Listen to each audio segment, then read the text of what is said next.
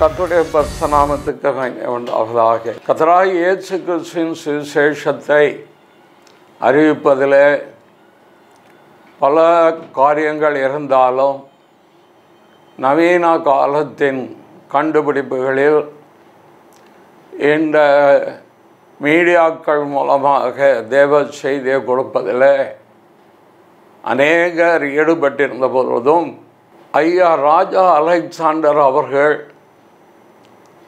தங்களுடைய வாழ்க்கையில் தங்களுடைய பணி ஓய்வு பெற்ற பின்பு ஆத்ம பாரத்தோடும் சுவிசேஷத்தின் பாரத்தோடும் சுவிசேஷம் எப்படியாகிலும் எல்லா இல்லங்களிலும் கடந்து செல்ல வேண்டும் என்ற ஒரு உயர்ந்த நோக்கத்தோடு தரிசனத்தோடு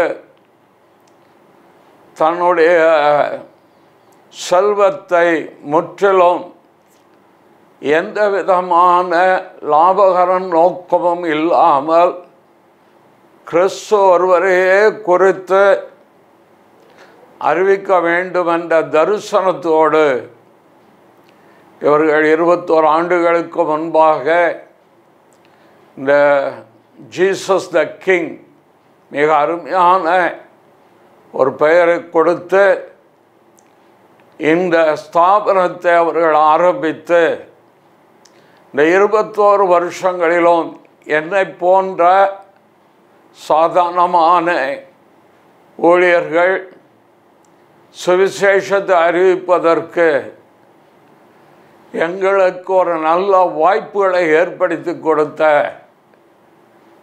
ராஜா அலெக்சாண்டர் அவர்களையும் குடும்பத்தையும்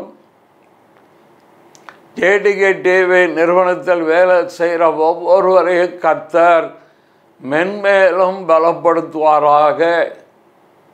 இந்த ஊழியத்தை செய்கிற ராஜா அலெக்சாண்டர் ஐயா அவருடைய குடும்பத்தார் இந்த நிறுவனத்தில் வேலை செய்கிற எல்லாரையும் தேவன் மென்மேலும் ஆசீர்வதிப்பாராக.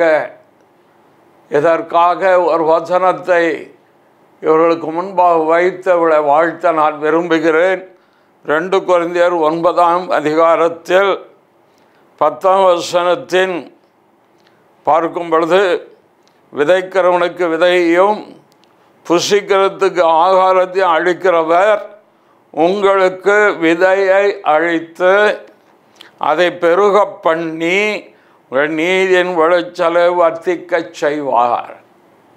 ஆண்டவர் இந்த ஊழியத்தை இந்த ஸ்தாபனத்தை ஆண்டவர் வருகை வரைக்கும் தலைமுறை தலைமுறையாக விளையச் செய்கிற தேவனால் ஆகும் என்ற வாக்குப்படி அவர் இன்னும் அதிக கிருபைகளையும் வரங்களையும் அபிஷேகத்தையும் வாக்குகளையும் உடன்படிக்கையையும் ஆசீர்வாதங்களையும் நிறைவாக கொடுத்து இந்த பணியை ஊழியத்தை ஸ்தாபனத்தை அகிலமெங்கும் உலகமெங்கும் கடந்து போகத்தக்கதாக தேவன் அனுகிரகம் பண்ணுவாராக என்று வாழ்த்துகிறேன்.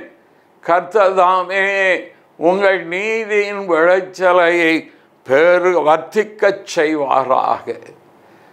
கர்த்தர் உங்களை ஆசீர்வதிப்பாராக.